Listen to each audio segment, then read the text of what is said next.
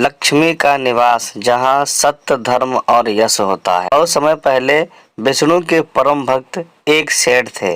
उनके पास धन दौलत की कोई कमी नहीं थी। दिन रात विष्णु जी की भक्ति में लीन रहते थे, हमेशा सत्य बोलते थे, सभी की मदद करते थे। एक बार भगवान विष्णु जी देवी लक्ष्मी जी से सेठ की खूब तारीफ कर रहे थे, तो माँ लक्ष्मी भी अपने विष्णु जी से कहा, स्वामी आप इस सेठ की इतनी प्रशंसा कर रहे हैं, क्या यह प्रशंसा के योग्य है?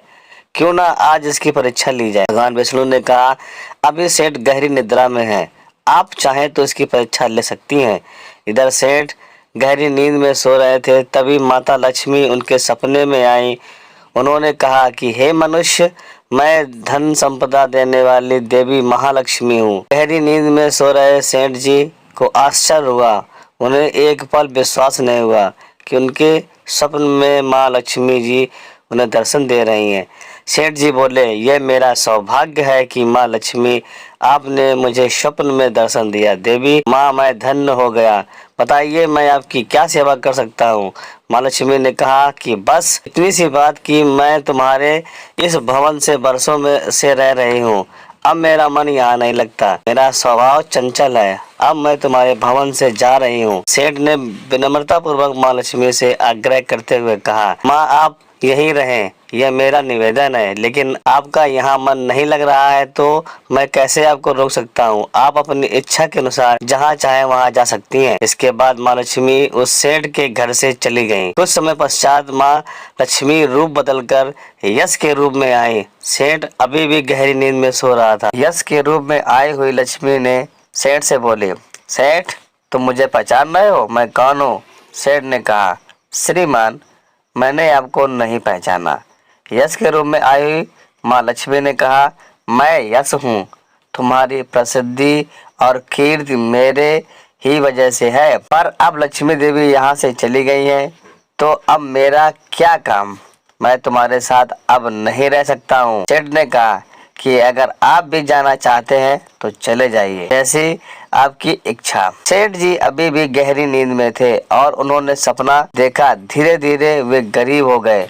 उनके गरीब होने पर उनके नाते रिश्तेदार सभी उससे दूर होते गए। वे अब अकेले हैं। सेठ के पास ढेर सारा धन दौलत था, तब उसके रिश्तेदार और साथी उनका गुणगान करते थे, पर अब वे गरीब हो गए हैं। अब यही लोग सेठ जी की बुराई करने लगे। सेठ जी अब स्वप्न में देख रहे थे, माँ लक्ष्मी धर्म का रूप धारण करके दोबारा सेठ जी के सपने में आई। उन्होंने कहा कि सेठ मैं धर्म हूँ, अब मैं भी तुम्हारे साथ नहीं रह सकता। माँ लक्ष्मी और यश के चले जाने के बाद अब तुम दरिद्र हो गए हो, अब मैं तुम्हारे पास नहीं रुकूंगा, इसलिए मैं तुम्हें छोड़कर जा रहा हूँ। सेठ ने कहा, जैसी आपकी इच्छा। सेठ जी का साथ धर्म भी छोड़कर चला गया। कुछ पल बीतने के बाद सत्य का रूप धारण कर सेठ के सपने में माँ लक्ष्मी फिर आईं। उन्होंने कहा, मैं सत्य हूँ। माँ लक्ष्मी यश और धर्म के जाने के पश्चात अब मैं भी यहाँ नहीं रहूँगा, मेरा क्या काम। इतना सुनते ही सेठ जी ने तुरंत सत्य के पैर पकड़ लिए और बोले, महाराज मैं आपको नहीं जाने दूंगा। पहले सभी ने मेरा साथ छोड़ दिया है, मुझे त्याग दिया है, पर आप मुझ पर दया करिए, कृपया मुझे छोड़कर यहाँ से मत जाइए। सत्य के बिना मैं एक पल अपना जीवन नहीं गुजार सकता।